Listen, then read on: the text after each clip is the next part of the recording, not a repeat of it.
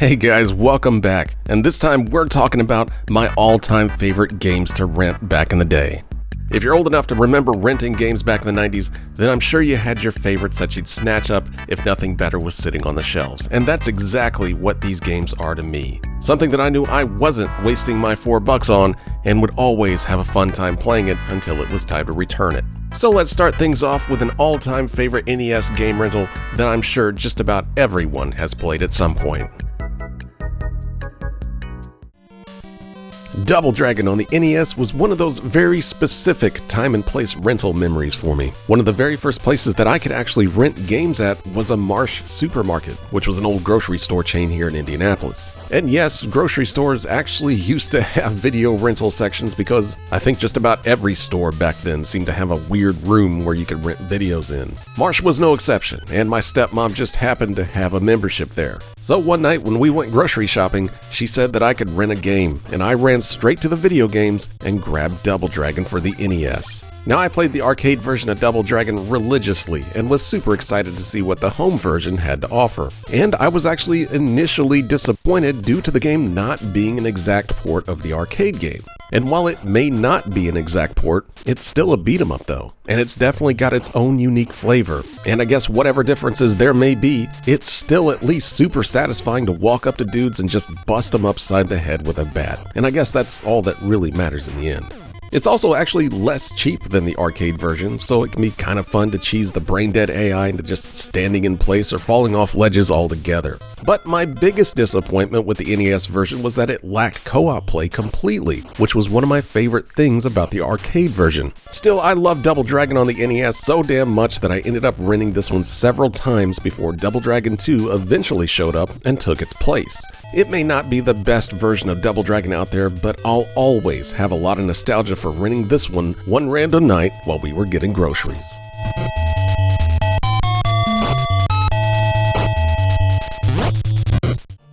Chip 'n Dale's Rescue Rangers for the NES was always a personal favorite of mine to rent. First off, if you notice two repeating themes in this video, it's that I love to rent both co-op and Disney games.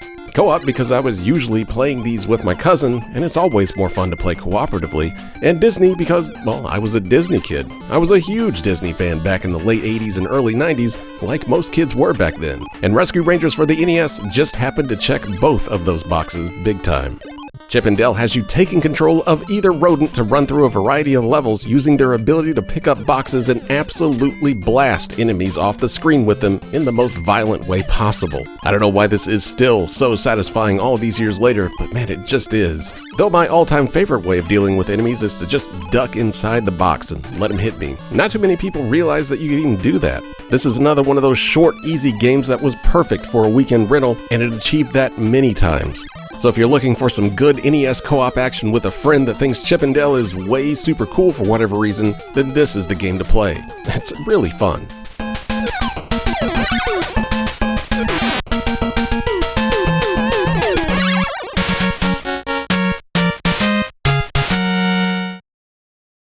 Teenage Mutant Ninja Turtles, Turtles in Time for the Super NES is probably on just about every 90s kid's all-time rental list. It's one of the best beat-em-ups of all time, and there's not too many games that have ever surpassed just how good this one is. Basically, just pick your favorite turtle, Leonardo's the best by the way, and get ready to absolutely destroy anything that stands in your way through a bunch of fun stages and time periods on your way to getting the Statue of Liberty back from Shredder and Krang. There's no one thing that makes this one so good, but when you combine the graphics, gameplay, the attention to detail, and all the fun little things that you can do to demolish the Foot Clan, it just equals perfection in beat-em-up form. Turtles in Time may actually legit be the game that I rented the most as a kid. Anytime I went to the video store and noticed that there wasn't anything new or catching my eye, I'd always fall back on Turtles in Time. Especially if I knew that I was going over to my grandma's for the weekend and my cousin was coming over too. It was always fun to sit down and play through this one due to just how fast and smooth and just fun it was. Plus, the sheer variety of characters and locations really never seemed to wear thin. This is still my all-time favorite beat-em-up, and honestly, you just couldn't ask for a better game to rent.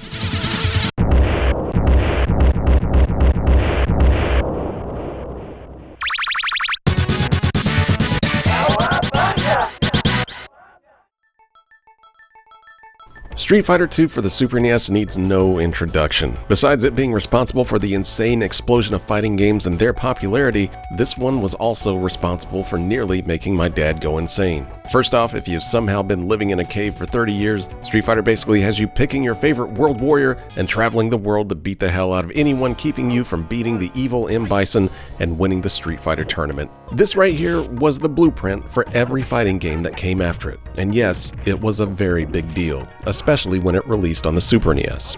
Now at the time, I didn't have the money to go out and buy this one, so I had to resort to waiting to rent it at the video store. It didn't help that my video store only happened to get 3 copies of it in, and with how popular it was basically rented out as soon as it was returned, which left me calling the video store nearly every hour of the day to see if it was back in stock. I also had my dad stopping by the video store nearly daily just to see if it was in. Yes, I was down bad for some Street Fighter.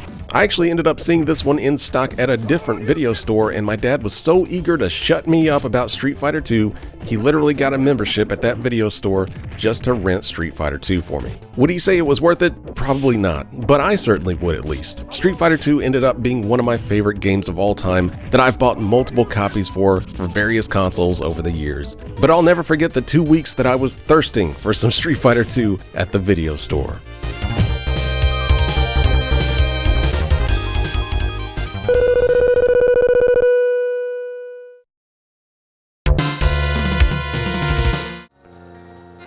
There's no way that I could talk about renting games without mentioning Zombies Ate My Neighbors for the Super NES. If you've never played this Super NES gem, it's essentially a top-down shooter where you're tasked with hunting down your neighbors in monster-infested levels. You need to get to them before the monsters do, or it's game over. It's all pretty simple in design, but the real charm of this game comes in its presentation. Every level is dripping with atmosphere, and is usually populated by any number of classic movie monsters. It's almost as much fun to see which weird movie monster will show up in the levels as it is playing them. Also, the game is absolutely filled with weird weapons and power-ups, so you're not going to get bored slashing through the undead anytime soon. And you can't mention this one without gushing over the soundtrack. This is still one of the best on the Super NES, and it's actually one of the few games that I still listen to in my car to this day.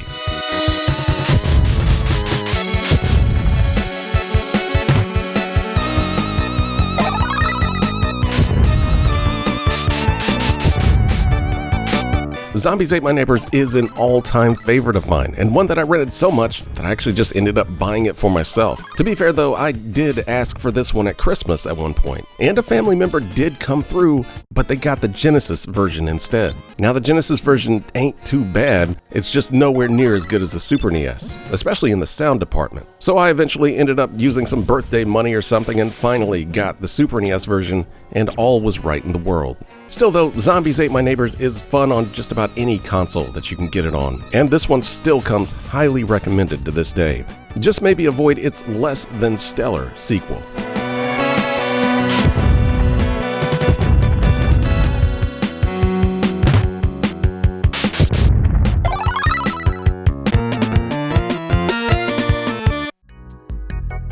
So, have you seen any games so far that you used to rent back in the day? Renting games for me was a big part of my childhood, so I rented a lot of stuff over the years. My grandma would usually give me a few bucks after school, and then my dad, if he was in a good enough mood, would stop at the video store on the way home for me to grab something. It was always fun to walk in and see if they had new games or if one that I wanted was finally in stock. I really miss that video store experience. It's just something you can't replicate these days. Anyway, let's get back to the games. Oh, and don't forget to stick around to the end of this video to see what people sent in as their most regrettable game purchases from the previous video. Okay, here's another Konami game rental that I played a lot with my dad back in the day.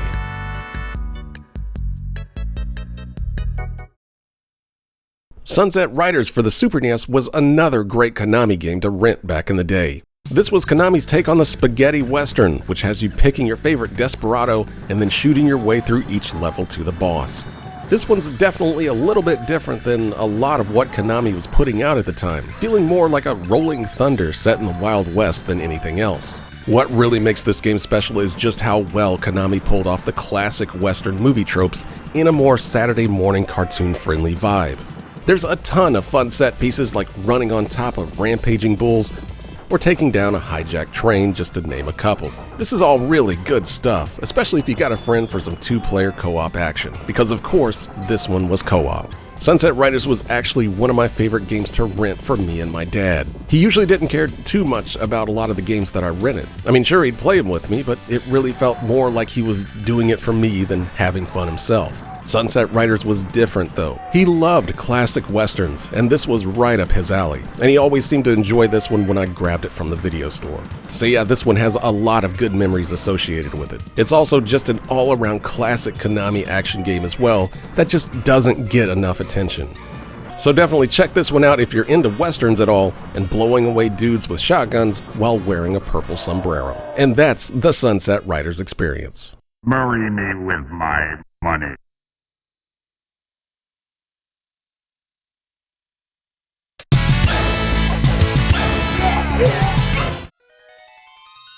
Aladdin for the Super NES was a game that frequently came home with me from the video store. I was a big fan of the movie at the time, and I was super excited to see what Capcom could do with this one, since a lot of their NES Disney games were some of my favorite on that system. Now, I don't think this one is as good as some of those all-time classic games, but it's still a really solid platformer nonetheless. The main mechanic of the game has you hand-springing off enemies and obstacles, since Aladdin himself lacks any sort of direct attack. It takes a minute to get used to, but once you do, you'll be chaining together jumps all over the place, leading to some really satisfying stages once you master it. Also, a lot of the platforming in the game requires you to flip around like a crazy person too, and it all comes together in a pretty fun little platformer. About the only downside that I have for Aladdin is that it's surprisingly one of Capcom's least appealing looking games. I mean, it's not ugly by any means, it's just kinda lacking. It's definitely colorful, but the stages just kinda look bland, and the characters are small and not really represented as well as they could be, especially for the Super NES. Even Aladdin himself only kinda looks like his movie self. Thankfully, the gameplay more than makes up for the sort of mediocre presentation. Unfortunately, I think this one just kinda got overshadowed by the game that's coming up next.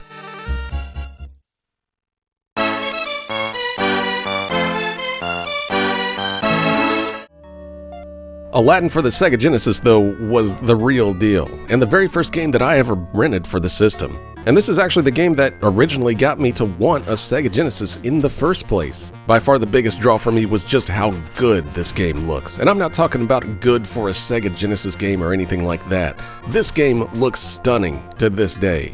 The animation work that the developers did on this game using actual rotoscoped animation cells is just crazy. This game literally looks like the movie jumped off the screen and turned itself into a video game. Every character looks and moves exactly like they do in the movie. It just blew me away back then, and I'd never really seen anything like this in a video game. It also doesn't hurt that this ain't a half-bad playing game either. It's not as precise feeling as the Super NES game, since it can kind of feel a little loose at times. And this one's definitely more of a traditional platformer with standard attacks and jumping on platforms and the like, but it's still a really solid platformer. About the biggest complaint that I can muster is that it's a really short game. But like a lot of these games on this list, it was fun just renting it for the weekend because I could beat it in a few days and send it right back. Honestly, it's hard not to love this one if you're a fan of the movie at all, and it's still worth checking out for the graphics and animation alone. This is one of, or possibly the best looking Genesis game ever made, and it made that Genesis purchase worth it just for this game alone.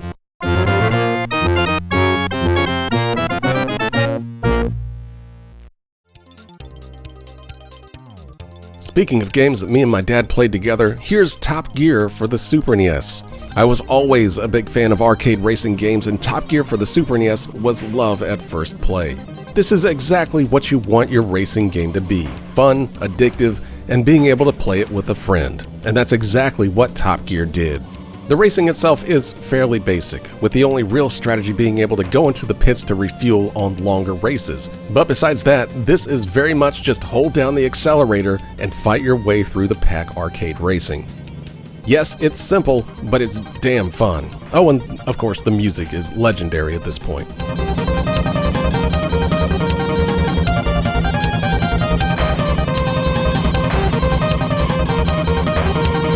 While it may not be the smoothest racing game on the Super NES, I personally think it's the most fun. It's the quintessential Super NES racing game and still holds a lot of good memories of me and my dad playing this one late into the night. He really liked the idea that we could team up and fight against the AI, and the driving's forgiving enough that he could enjoy playing it just as much as I did. So is Top Gear the best racing game on the Super NES? Well, probably not. I think its sequel may have something to say about that. But for me, the original game is still in the top spot.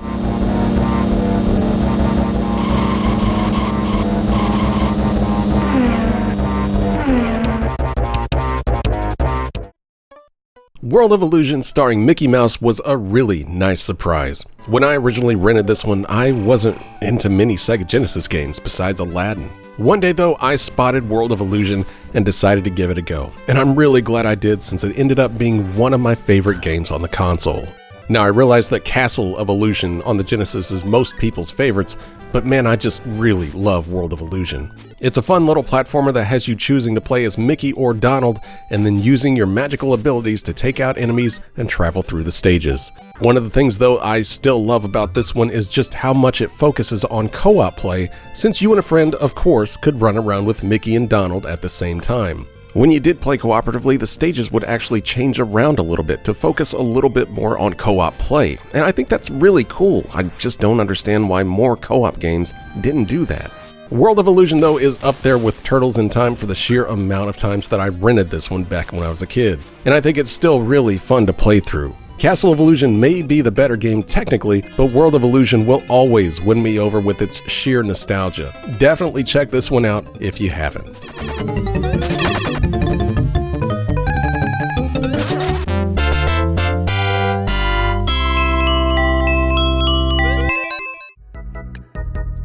Well, what'd you guys think? Of course, I rented way more than just what's on this list, but I figured this is a good place to start. What about you guys though? Did you have any favorite game rentals back in the day? Well, let me know in the comments and I may include it in the next video. Speaking of, here's a couple of folks from the previous video with some regrettable game purchases of their own. First up, here's Ultimate Man 55 commenting about his experience with the Genesis version of Mortal Kombat. I was 11 years old when Mortal Kombat came out. I'd seen the arcade version at Celebration Station at my friend's birthday party and was blown away by the graphics, sounds, and realistic martial arts moves and violence. When I finally got it on the Sega Genesis, I was severely disappointed by the muddy, low-color graphics and near-complete lack of voices. To expect something similar to the arcade game and to instead find that the only voices that made it in were "fight, get over here, and finish him" was surprising to say the least. But it was all I had, and I played the hell out of it anyway. And I could at least feel better than those poor Super NES kids because I could do real fatalities. So yeah, I think a lot of people were disappointed on Mortal Monday, since there wasn't really a strong port of MK available until the DOS version came out. Thanks for commenting, Ultimate Man 55, and yeah, I definitely know what you mean. I think someone else in the comments mentioned that there was no one really happy with any of those MK home ports, and I think that's a good way of putting it. But yeah, at least you got the best playing one, so there's that. Next up, Lucas Boy probably spent way too much money on this Dragon Ball game.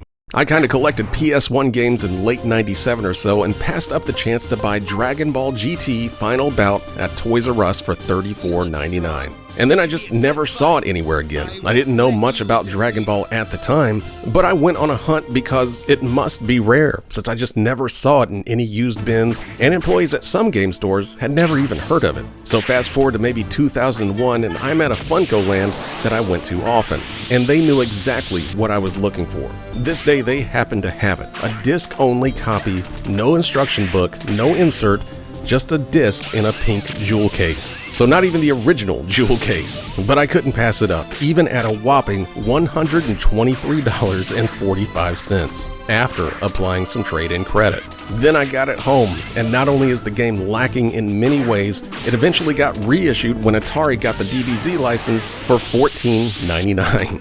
Different cover, different disc art, but I think it's identical otherwise. And I had spent $123 on it. I was like 25 at the time, so there was no excuses. I just made a bad decision. I feel bad for you, Lucas Boy. $123 is a lot of money to spend on a game. I did once spend $160 on the import Dreamcast House of the Dead 2, but at least that one came with a light gun. Anyway, thanks for sharing, guys. At least I don't feel too bad about my regrettable game purchases now. But that's going to do it for me this week. Please remember to like and subscribe if this video didn't offend you too much, and I'll be back next time with some more games to talk about.